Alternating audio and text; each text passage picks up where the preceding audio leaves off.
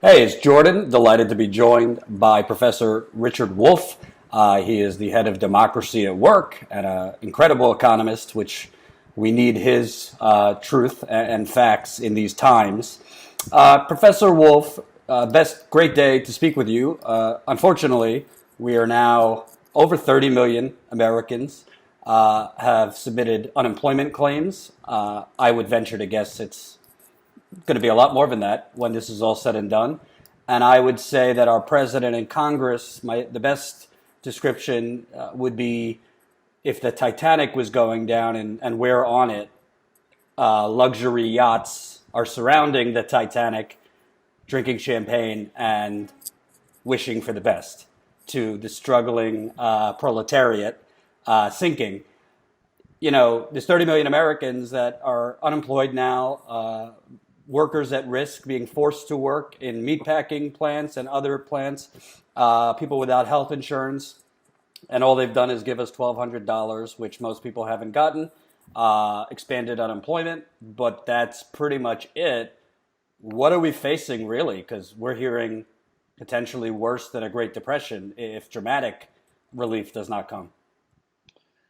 Yeah, well, I think you've touched on a number of the key aspects of all of this. Let me try to give a bit of an overview as to what all of this means. Let's start with the starkest possible ugly reality. There's no way to make this pretty. The President of the United States 3 days ago used an obscure law to order meatpacking workers, the people who prepare the meat, you know, the slaughterhouse workers, we used to call them. There are several tens of thousands of those. Several thousand have already come down with the coronavirus. Several hundred, if I understand correctly, have died already. Meatpacking crams people into the ideal environment for spreading a virus. They're close together. The air is hot and humid. The areas to change their clothes or go to the bathroom, concentrate people in small spaces, etc., etc. What struck me about it was not the idea of reopening the economy, which I understand. We need an economy. We need to produce goods and services to live. But what blew me away was the same president who orders the workers into the workplace did not order the employer to make the workplace safe. It blew my mind. The corporations have a long history. Capitalism has a long history of making workplaces unhealthy and unsafe. That's why we have something called OSHA, the Occupational Safety and Health Administration. 100 years ago, there was a famous American novelist named Upton Sinclair who wrote a series of very popular novels about unspeakable working conditions, including, by the way, a book called The Jungle, which was about the meatpacking industry, which was unsafe back then the way it is now. What does it tell you about a society that says to workers, here's your choice. You will either lose your job or you will be fired and therefore lose also your eligibility for unemployment unless you come back into a workplace where you risk becoming infected and thereby infecting your husband, your wife, your children, your parents, the people that are closest to you. That's a system that is no longer legitimate. That is a system that is in fact vicious and unfair on a scale that no words can prettify. And it's a statement of how far capitalism has fallen apart. This is like walking down the street and having a person jump out of a dark doorway and say, I'm going to either shoot you or stab you, but you have your choice. What kind of a person sits there agonizing, gee, which is worse, versus a person who says, I'm not eligible for that choice. I want different choices. You're not going to see me struggling between these two options you give me. I am going to call the police. I am going to run away. I am going to protect myself from the very choice you offer me. I think Americans, however long it takes, understand unconsciously, if not yet consciously, what this system has come to, what it is trying to impose on them. Look, this is not the first virus that is dangerous to afflict us. For those who don't know, in 1918, we had something called the Spanish flu. It actually started on a military base in Kansas, the United States. But it was terribly destructive in Spain, which is why it got the name Spanish flu. Anyway, it killed 700,000 Americans. That's an awful lot of people. We've been through this. A few years ago, we had SARS and MERS and Ebola. We know what a virus is. We know that when a virus is in the area, you've got to identify who has it. You've got to keep those people separate, quarantine them. You've got to get them fixed and treated, but you've got to keep the rest of the population from being infected. We know about masks and gloves and ventilators. We've been here. What then is the excuse that we don't have these things? As we are speaking, less than 1% of the American people have been tested. We don't even know who has the disease, where it is. Much of it is what's called asymptomatic, which means you don't see the coughing or the fever or the other signs that other people show. So all of this should have been done, could have been done, ought to have been done. And by the way, in other countries, many of them, it was done. So what's the explanation for the failure here? And for me, the answer is capitalism. It's no mystery, it's capitalism. And let me explain, so it's very clear to people. It is not profitable for any company to make, I'll pick an example, masks, but it applies to everything. It is not profitable to produce masks and then store them in a warehouse or stockpile them around the country, waiting 1, 2, 5, 10 years until they're needed. That's not profitable. And capitalism is a system in which what gets done is what it is profitable to do. Capitalists don't invest in businesses that aren't profitable. That's how the system works. They get rewarded if they do things that are profitable. They get punished if they don't. If you go to business school, you get an MBA. It teaches you profit is the bottom line. Okay, I understand that. And so companies didn't do it. Is that the right decision? No, it's the wrong one. You know why? Because if we're dead, profit isn't going to be relevant either. We've got to protect public health as a top priority. And capitalism is focused on something else, profit.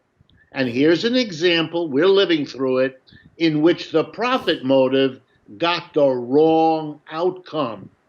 We should have produced those things. And for those people who like to say capitalism is efficient, let me demonstrate to you how completely wrong that is.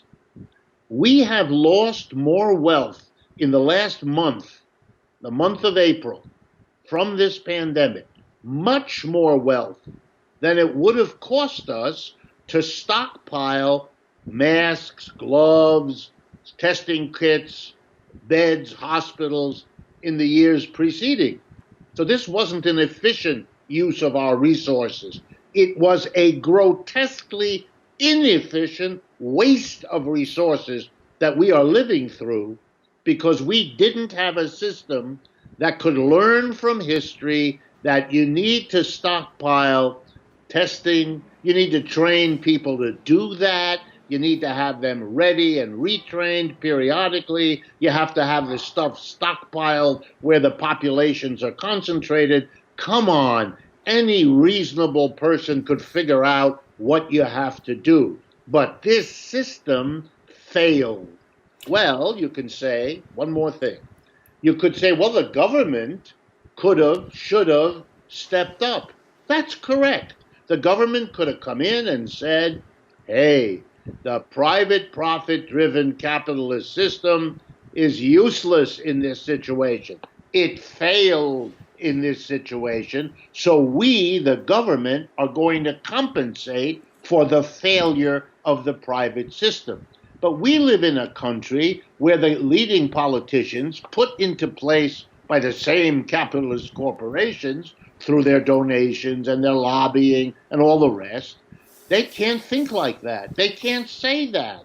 They wouldn't be caught dead publicly saying that anything about private capitalism was anything other than the best there ever was. So they can't come in and compensate. Let me put it differently. They could, but they can't get their head around it, so they didn't do it. So we have a double failure. The capitalist system failed, and the government failed. And here's the irony of it all. You know, it is also privately unprofitable to produce missiles, guns, tanks, and planes. And they wouldn't be produced except that the government there does come in, buys those things from the private producers, pays them enough money that they get a big fat profit from doing it, and then the government stockpiles them. So the government figured out to do it for military, but not to do it for our public health.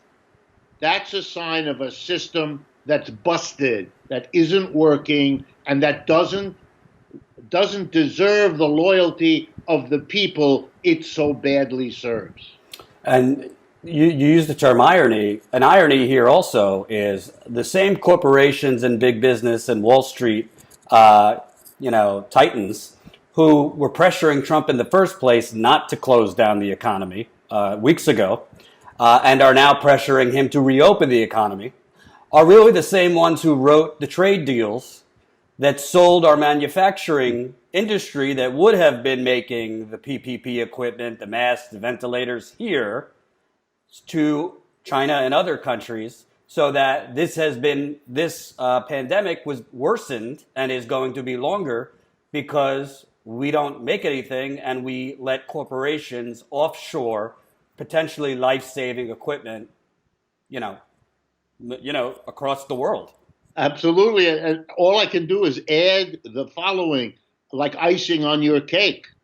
The biggest recipients of both government spending by the Treasury and monetary stimulus by the Federal Reserve are, again, the major corporations of the United States, getting bailed out on a bigger scale now than they did back in 2009 and 10 after the so-called subprime mortgage crash. I mean, here we are 20 years into this new century, the 21st century, and we've already had 3 crashes of capitalism.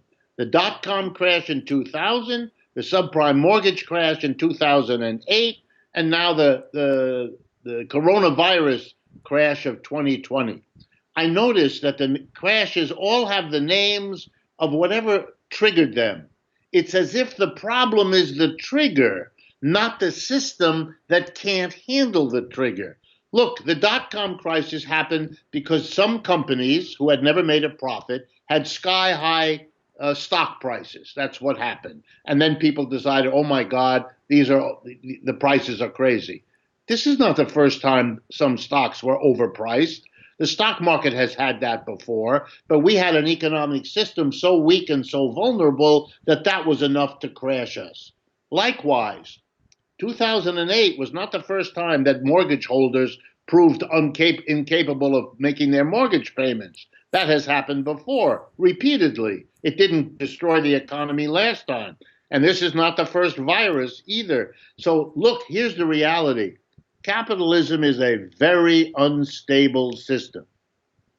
If you look at the last 300 years, it has had a downturn or a crash or a recession or a depression or whatever you want to call it, every 4 to 7 years. That's the average. Everywhere, in every part of the world, for 300 years. And here we are, 20 years into this century. We had one in 2000, We had one in 2008 and 9, and now we have one in 2020. 3 crashes, 20 years. Guess what? That's an average of, 7 years, just like it's been. We're not in an economic crash because of a virus. We're in an economic crash because our system has a level of built-in instability that, together with the inequality it breeds, should be more than enough to make people ask the logical question, can we do better than capitalism? To which I, at least, would answer with a resounding, you bet. Hope you enjoyed that last video. Hop on over to statuscoup.com where you can sign up for our email list and become a member for as low as $5 to $10 a month. Membership is how we grow. That's statuscoup.com/join. And remember, join our email list so we can grow the revolution with you.